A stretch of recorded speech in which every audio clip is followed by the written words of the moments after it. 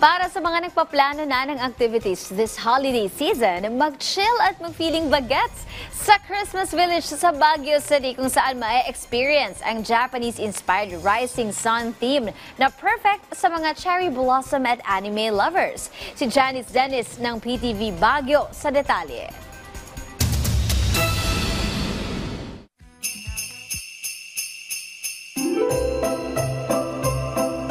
Japanese-themed Christmas ba ang iyong hanap?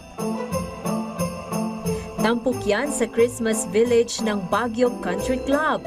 Rising Sun ang tema ngayong taon, a celebration of light, renewal, and hope. Matagal na namin hindi ginagawa yung theme. Usually, ang ginagawa namin na theme, as you know, are related either sa mga movie o TV series. So this time, more on country naman tayo.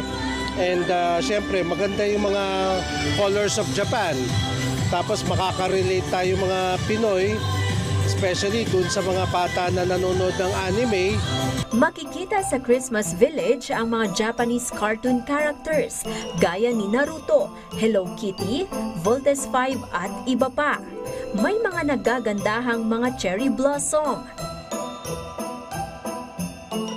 Tiyak patok din sa mga bata ang carousel at ball pit. May artificial snow pa na kinagigiliwan ng mga chikiting. Kung gusto mo namang mag-wish, may alok din silang wish Christmas tree. Hindi lang din ang mga mata ang mabubusog. May mga food booth ding pwedeng takbuhan kung hanap mo naman ay food trip. At kapag napagod na, pwedeng mag-relax at panoorin ang reenactment ng pagkapanganak ni Jesucristo sa Belen at iba pang performance.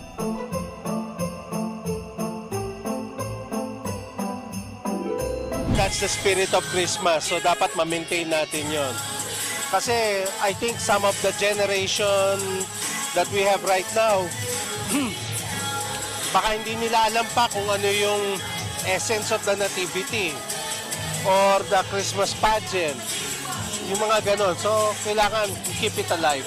Si Naira at Ashley na-enjoy ang pamamasyal.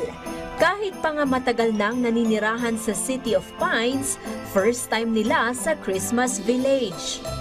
Amin yung Japan po, kahit nandito pa lang po sa Pinas po. And first time po namin nakakita ng ganon po. And yung mga iba't ibang animals po. Saya po kami dahil nabigyan kami ng opportunity para ikutin to ng walang bayad. Bukas sa publiko ang Christmas Village mula alas 10 ng umaga hanggang alas 10 ng gabi pag weekdays at alas 10 naman ng umaga at hanggang alas 11 ng gabi pag weekends.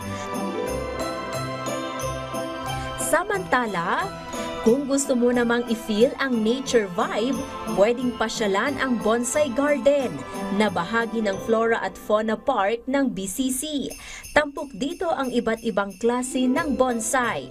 Janice Dennis para sa Pambansang TV sa Bagong Pilipinas.